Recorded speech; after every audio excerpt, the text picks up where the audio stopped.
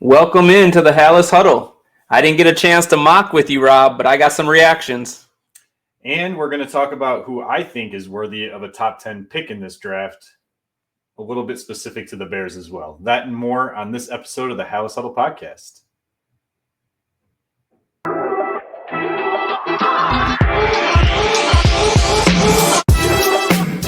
Welcome to another episode of the Hallis Huddle podcast. Here are your hosts, Rob Schwartz and Justin Onayemi, two Bears fans who decided talking into a microphone was better than shouting at their television.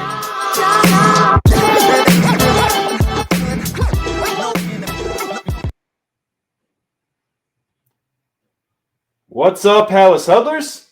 Huddle up! It's so much easier in man. person. It's so been a much while. easier. It's been a while. I'm just lazy. That's what it comes down to. You know what? This cold weather, who wants to venture out in it? We just had an ice storm last night. But now that I'm a little bit more energized as a Bears fan, that's what brought me out here tonight. It's because we gave BJs to everyone. Thank you, Well, Ben Johnson.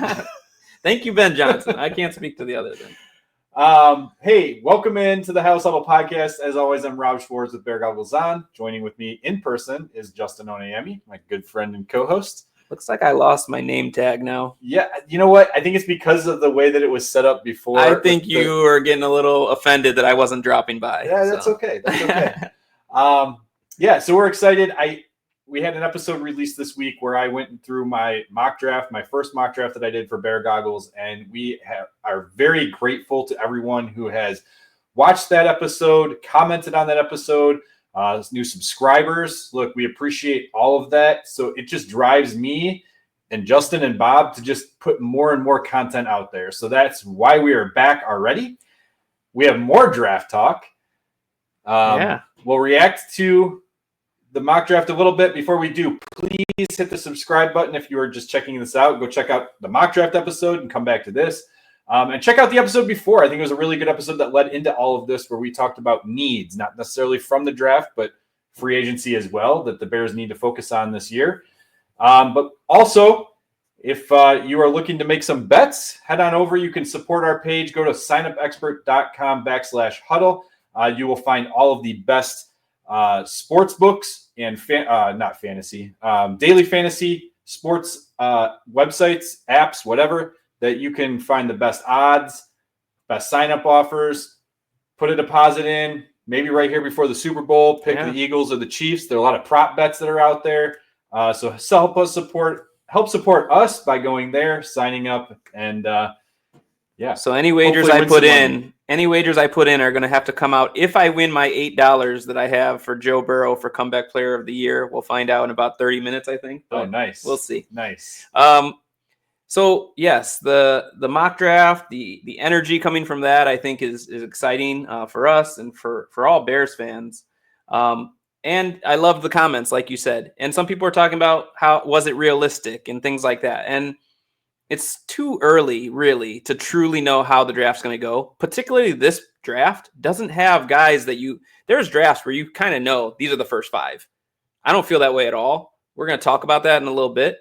But what I did like looking at your draft, and you know, if you didn't watch, please go watch. But you traded back several times, acquiring a lot of picks in the second and third round, I believe. Yes. Mostly second. I think I had 5 second-round picks. And what it allows us as Bears fans, I mean, we're very excited about the Ben Johnson era, but this is a team that won 5 games, 7 the year before that, and 4 the year before that. And they're picking early for a reason. Yeah. They still have quite a few needs. Yes. And so if you don't think that the guys you're taking at 10 are like going to change your franchise, I mean, Poll says blue players. If you're not positive you're getting a blue guy, it makes sense to go back and get several. I don't know what the color is right under blue. I would say bluish gray. Bluish gray. Let's get a bunch of bluish grays in here and match that with the young talent that is on the team and start moving forward. So I really liked that. And at this time of the year, it's really about learning the guys. Yes. And so that really helped. Yeah. I agree that the chances of them trading back 3 times is not going to happen, mainly because it's very hard to get a trade partner in the NFL. So when I look at it, I do realistically think, though, they will move back at least one time, because I think they're going to view it the same way I do, and we'll get into it with the back half of this conversation, but there just aren't enough guys out there that I'm like, I have to have him. But you traded back two times in the first round? Yeah. And ended up taking Mike Green at the very end of the round, right? Yes. At 32. Correct. We think he'll be picked higher than that. Yes. But that still means they could trade maybe from 10 to 14, which is where you landed, and take him. Correct. So or showing one trade or showing two possible trades. Or there's other edge rushers that are worthy of that later round, first round pick that you can get in place of Mike Green. Might not be quite that guy, but close enough. So I was going to hold on to this, but I'm going to throw it out there right now. All right. 1, 2, 3, 4, 5, 6, 7, 8. All right. I thought it was 10. But over the last 8 drafts, the number 10 pick, how often do you think it has been traded?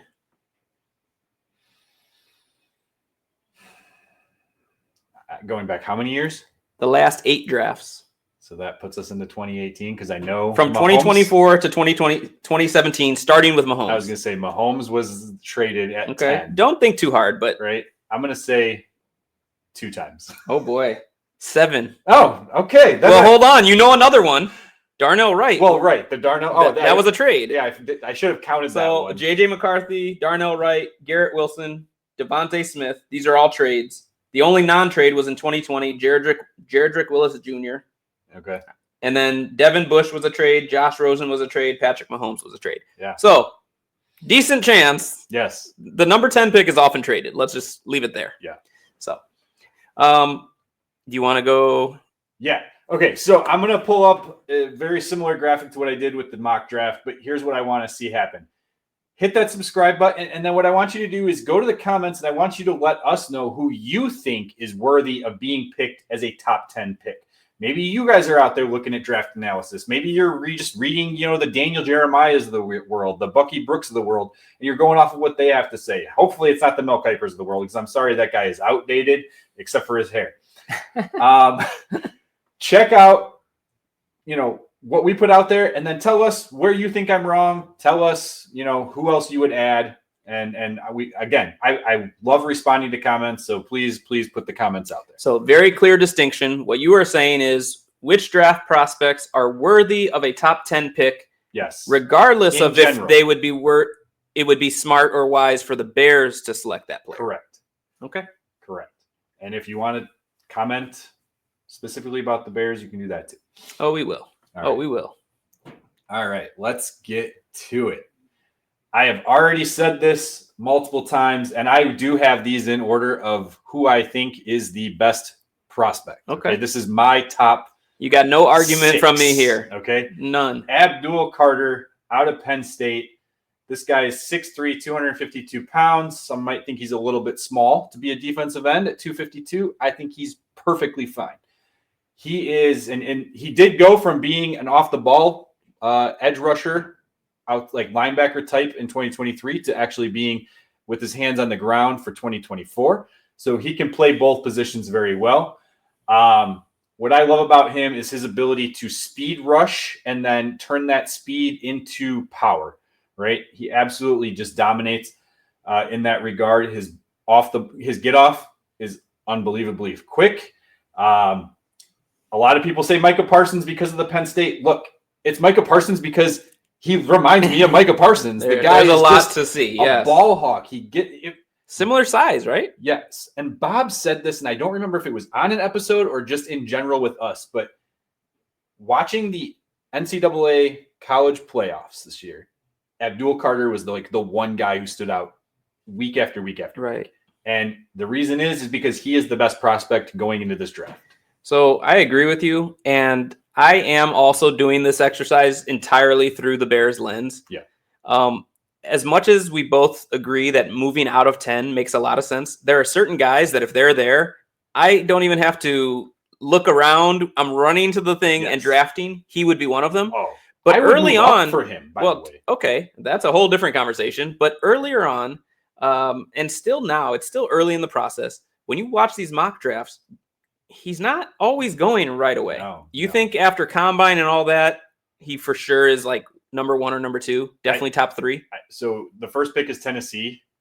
Second pick is the Cleveland Cleveland Browns. If the Trade Browns trade Myles Garrett, that's true. You and got go your get replacement right now. Abdul Carter. That's what they should do. That's exactly what they should do. So it makes a lot of sense. Yeah, I got nothing really to add there. He's very dominant. If he's there at 10, the Bears should definitely draft him, but I do not think he will be. I don't think so either. Again, guy who gets to the ball all the time, natural bend off the corner. He's just absolutely unbelievable. And I do want to do more in-depth breakdowns of these players. We're not getting into too much. That's not what tonight's about. It's a lot of just quick. And also, let's put a pin in that conversation of trading up, because I don't think that's for tonight either. No, it's not. But that's interesting. But I will mention that is the one guy that I would trade. Okay. All the way to 1-4. That's why you put him. That's why you put him up I there. would trade number a 1. 1-4. All right. So next guy. Let's see it. Boom. Travis Hunter, wide receiver, corner. He's a two-way player, one of the only two-way players that we've seen in college football. He has made it known he is going to test as a corner at the combine, which I think is smart. And the reason I think that's smart is because when I view Travis Hunter, I think of him as an above average to elite corner. When I think of him as a wide receiver, I probably would have put him wide receiver 4 if he was in the last year's draft class. In fact, I would take Rome Odunze over Travis Hunter. I mean, we don't know. It's probably too early to tell, but last year's receiving draft class has a chance to be kind of historical. It does. So it does. The fact that he's 4 in that class doesn't really speak like poorly on him as a receiver. So this year he had over 1,200 receiving yards, 15 touchdowns. He's legit. Yeah. Right. He's a very twitchy guy. He has a great, he's not an elite route tree runner, but he has the ability to make a lot of cuts and a lot of get you out of your boots type. Well, moves. And if he intends to play both sides of the ball, I don't think he's an every down receiver anyway. He's more. Here's the thing. When I'm speaking about the Chicago Bears, if somehow Travis Hunter falls to 10, it's not going to happen. If he somehow falls number 10, he is an upgrade over Tyreek Stevenson. And if you are able look at, we saw what Ben Johnson does with trick plays. True. If you are able to create a sub package for Travis Hunter, because his conditioning is unbelievable, right? He has extremely great stamina to be able to play in college, so many snaps on both sides of the ball. You give him a sub package as your wide receiver 3? That right there intrigues me, but I was more looking at it this way. He doesn't completely fit an exact need of what you would want. And we talked about how you should be willing to acquire picks later. He'd be the perfect guy if he's on the board to dangle for others to come and trade for. Yeah. And there's another guy that I think is going to make your list who I would also say the same thing for. Yeah. So I will say though, real quick, 7 interceptions over the last 2 years. Like I said, he's to me an elite ball hawking corner. He's got the good size. He's 6'1", $185. He could put some more weight on. I think he's going to be strictly, in my opinion, more of an outside corner than a nickel. They got nickel covered though. Exactly. Chicago doesn't need that. So, all right, let's move on to number 3 on my list. Mason Graham, defensive tackle out of Michigan. You want to talk about another guy with a high motor, doesn't give up on plays. That is Mason Graham. This guy, a lot of people have him high. I've seen some people who are down on him and think there's some other people that are a little bit better. I will tell you, he is still number 1 on my list when it comes to defensive tackles. Like I said, top 3 pick for me. I don't have any corner or quarterbacks in my top rankings here, by the way. I don't think any of them are worthy of 10. So if you're watching on YouTube, we're small in the corner, but did you see me? Do you think I had a big motor? That was me, because he's another one I'm running to the board to draft if he's available. And it's not as much about him as a prospect. It's as much about what he would mean to the defense. He fits exactly what they need, I feel like. Yeah. And he's very talented. I'm not, you know what I'm saying? Like, it's not like they're reaching to take him at 10. Right.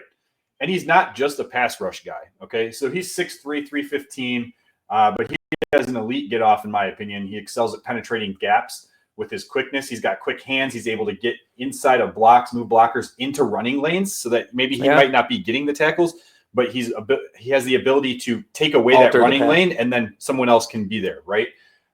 We already talked about his high motor. He's got good upper body strength and a balance, allows him to bull rush into the backfield.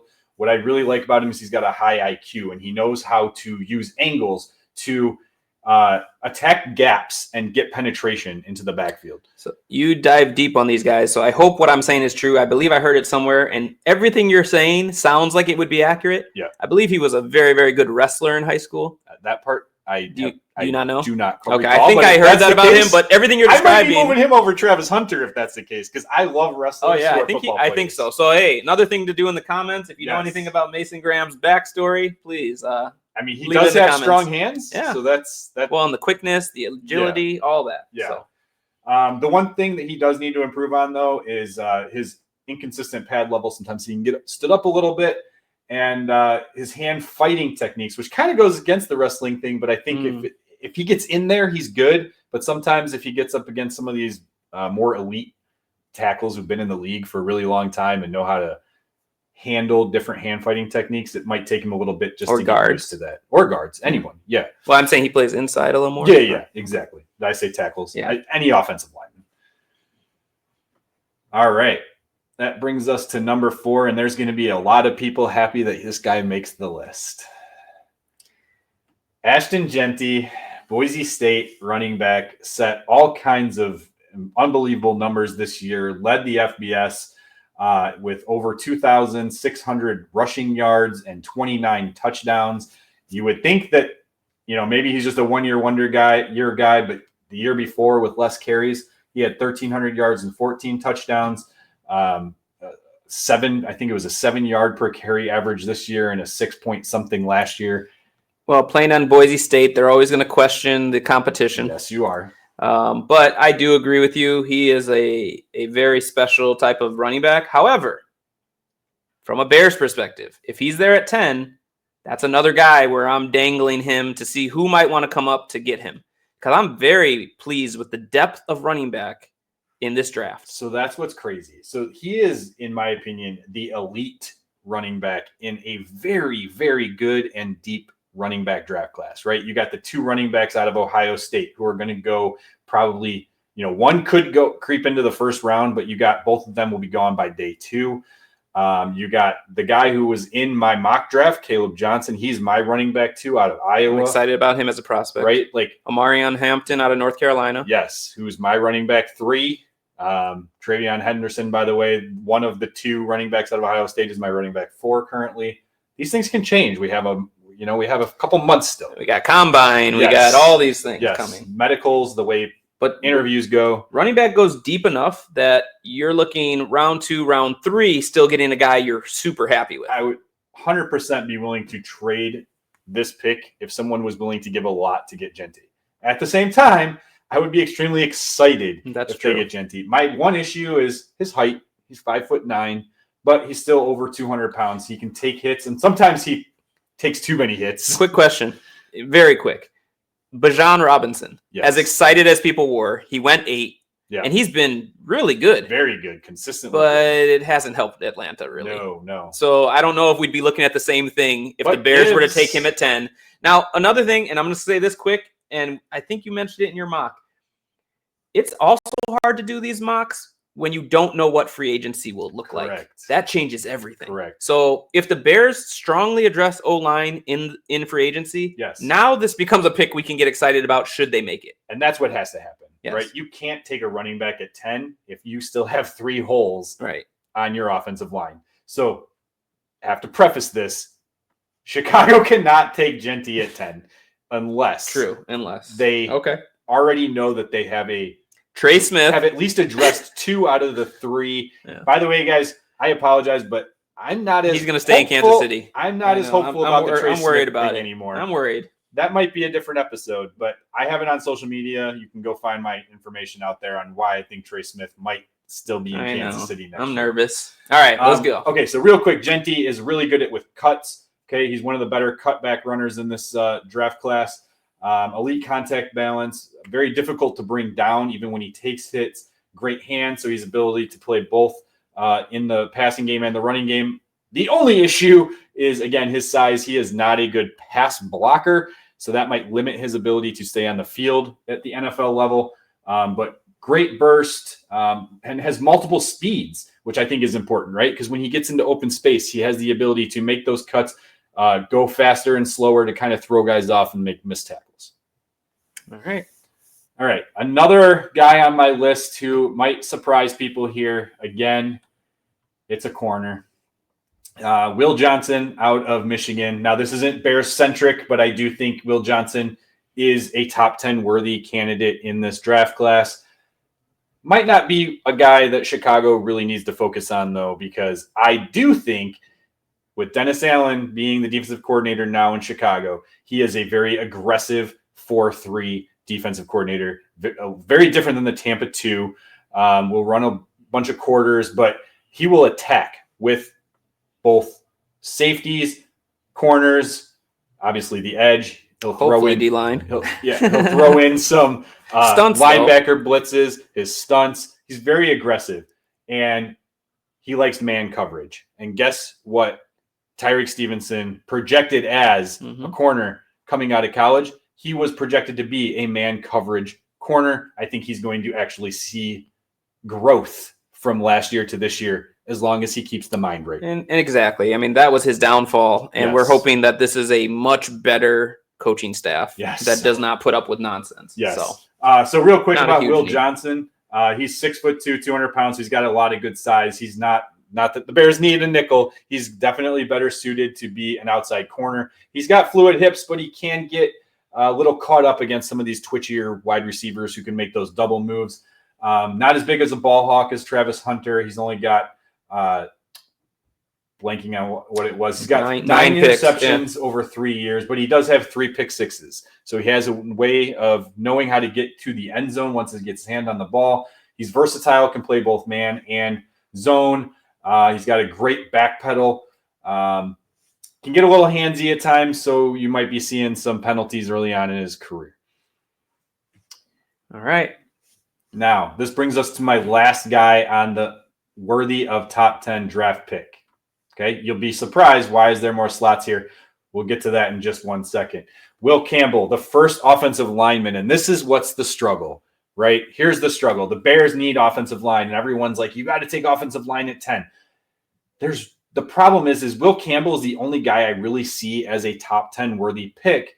And if he had the arm length to be a left tackle, he'd probably be going top 3. So you're worried he's going to get bumped inside in the pros. Correct. And again, depending on free agency, that's still a valid need for the Bears. 100% it's a need. So if he's there at 10 and you maybe still haven't addressed all of the O-line, then yes, that's an okay pick to make at 10. Yes. But there's a lot of depth, similar to how running back feels. I feel like there's depth at O-line where you're still getting solid players that you project to be good, solid starters down the line. Look, that's worth it more to me. This is where my mock draft comes into play. If I can trade back into the middle or into the early 20s and get another high second-round pick, and I can get 2 guards who might not project as big as well as Will Campbell, the fact that they're guards, though, just makes it more worthy of the value of the position that you're picking from. So I believe you ended up with Connerly, correct, in the draft? I did not. Oh, no, you discussed him. I did discuss him because he's an offensive tackle that I would love to see. I ended up with Gray Zabel out of North Dakota State, okay, a great guard prospect, and I ended up with Tyler Booker. In my mock draft, I spoke about the fact that they should flip because Tyler Booker is the better prospect, in my opinion, than Gray Zabel, but both of them worthy of late first-round picks, early second-round picks, and would be instant plug-and-play starters. And you named, I think, 2 or 3 guys just now, and I can think of 2 or 3 more. Yeah. So that's why, as much as it's a need, sometimes there's going to be a lot of factors to consider. Though, okay, at 6'6", 320 pounds, if he had longer arms, again, he'd be a great left tackle, but he has great balance. He has great anchor, ability to hold leverage, better than anyone else in this draft class. Even the left tackles that are projecting as tackles, he has quick feet that allows him to counter pass rushers with varying techniques. He does have strong hands as well. But again, it's just that arm length, and it makes me really nervous here.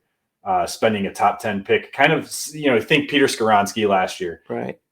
Everyone was like, some people were screaming he could play left tackle. He instantly went in as a guard. Yep. Yeah. All right. These last 3 are what I would call fringe players. We're going to talk real quick about them. Not go in as, we're not going in as in depth, but we're definitely not going to go super in depth. Michael Williams is a guy that I don't have as a top 10 pick. That said, I would be excited if Chicago grabbed him. He is a solid edge rusher, and he would fit Dennis Allen's system. That's what I was going to say. More prototypical of what Dennis Allen looks like. A lot Dr. like Sweat. Truth in our comments pointed that out, right? He likes the bigger guys. I will say I conflicted it with a little bit with who he's had in New Orleans. Not everyone has been to that size. So I think some guys like Mike Green could fit as a rotational. And you mentioned it earlier. I forget which prospect you were talking about. It's often true about many college prospects, but I think in the NFL, they have a way to know like how much weight a guy can realistically add to his frame. Oh, 100%. So Mike Green coming in a little undersized, I'm wondering if teams think, oh, he could put on another 10 pounds. Exactly. He could probably put on 10 to 15, to be honest. But yeah, so Michael Williams would definitely fit. Great run defender. Very similar player, in my opinion, from a college perspective to a Montez Sweat. Which I'll take 2 Montez Sweats. Yes. I mean, 100%. All right. James Pierce, another edge. This guy's out of Tennessee.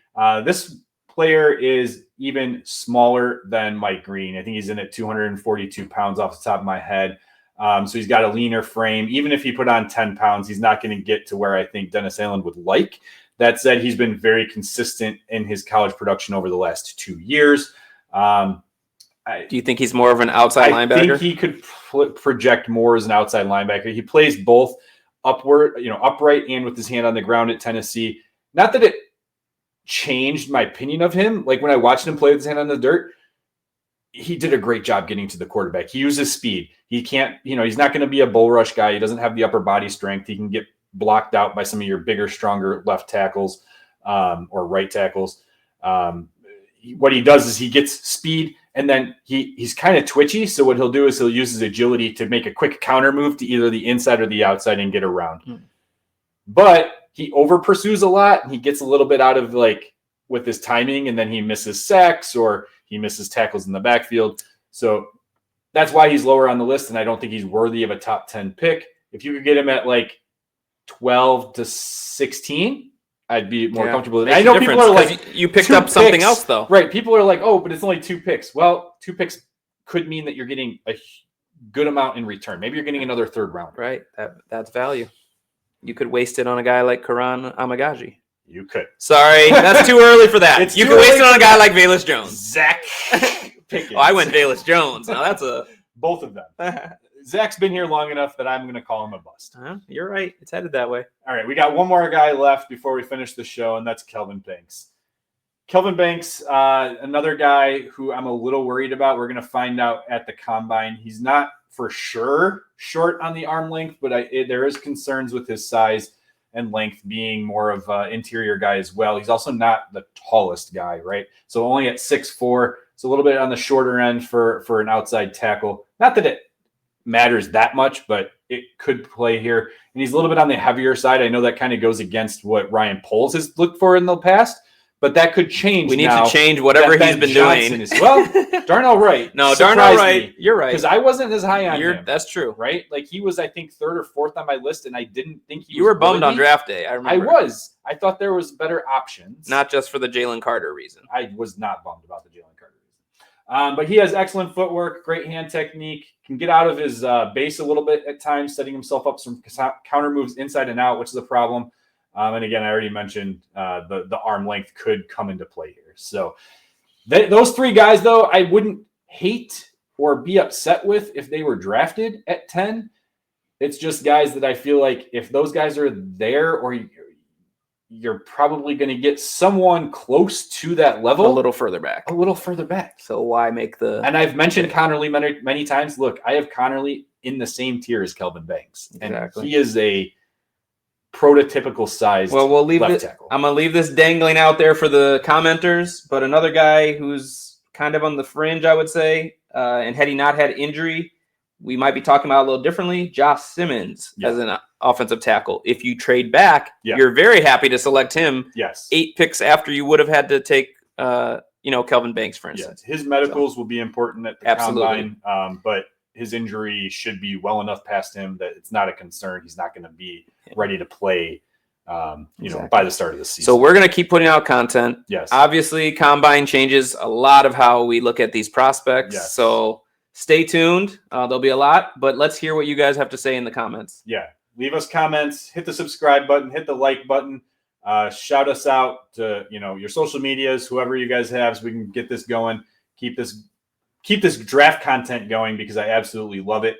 And I didn't mention it because I don't have a specific bobblehead to promote, but if you guys are interested in Chicago Bears memorabilia, please check out FOCO. They are friends of the show. They have some awesome bobbleheads and other memorabilia that fit your collection, are great for gifts, whatever you need. Go check them out. I know we went long. Hallis Huddle, Virginia McCaskey passed today. Yes. So rest in peace. She was 102. 102. So lived a nice long life. She's older than the NFL, right? I will say it's interesting that things changed over the last 3 months from a strategy standpoint, organizationally. And I wonder if her health had anything to do with it. Not that I wish ill will on anyone, but I wonder if George McCaskey felt less pressure of doing what mom has always wanted us to do. So maybe. All right. Bear down, claws up.